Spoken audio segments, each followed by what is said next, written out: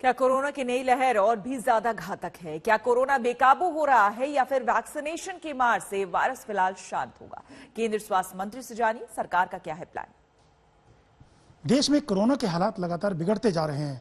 कितना बड़ा चैलेंज और खतरा है, बात करने के लिए हमारे साथ मौजूद हैं केंद्रीय स्वास्थ्य मंत्री डॉक्टर हर्षवर्धन जी। डॉक्टर हर्षवर्धन जी, लगातार 1 लाख से ज्यादा केसेस हर रोज आ रहे हैं। कितना बड़ा चैलेंज और कैसे निपटेंगे और खतरा कितना बड़ा है?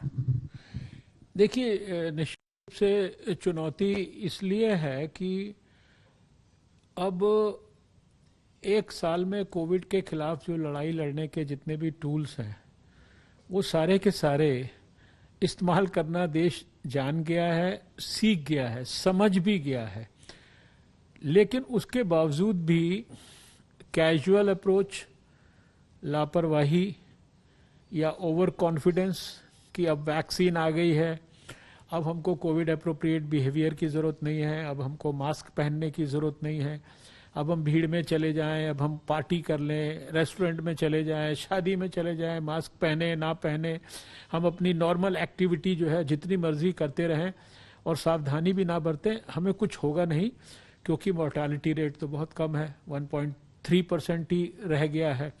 तो ये जो एक एटीट्यूड डेवलप हुआ है, सबसे बड़ी जो कठिनाई है इस एटीट्यूड के वजह से जो नॉन कंप्लायंस हो रहा है बेसिक बातों का, वो हमारी चिंता और चुनौती का विषय है। वजह क्या है? कुछ ही स्टेट्स में, 11-12 स्टेट्स में ही हालत ज्यादा विस्फोटक हुई स्थिति, चाहे महाराष्ट्र हो, आप दिल्ली की बात लगा लीजिए।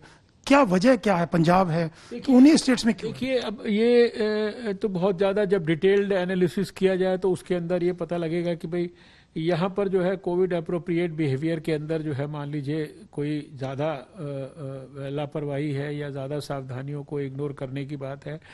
लेकिन आप अगर ध्यान से देखेंगे तो थोड़ा थोड़ा आपको हर जगह पर जो है ना केसेस के अंदर इंक्रीज दिखाई देगा। लेकिन ये जो 80% से ज़्यादा केसेस हैं ये, क्योंकि और जो मोर्टालिटी भी है और केस की वजह से बीमारी होना जिसको मॉर्बिडिटी कहते हैं, ये भी जो है ये 11 स्टेट्स में ही ज़्यादा है। कोई नया स्ट्रेन है ये जो कि युवाओं को टारगेट कर रहा है? इस बार जो है देखा गया है कि युवा टारगेट हो रहे हैं, उनको कोरोना हो रहा है, वो इफेक्टेड हो रहे हैं। नहीं, ऐसी कोई ना तो कोई ऐसा कोई एविडेंस है।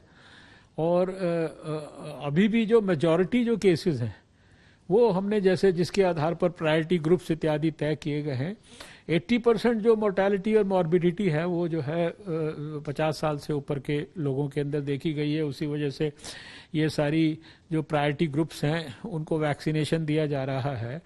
और जहाँ तक स्ट्रेन का संबंध है, स्ट्रेन की वजह से ही ये बढ़ रहा है, इसका कोई ऐसा एविडेंस नहीं है।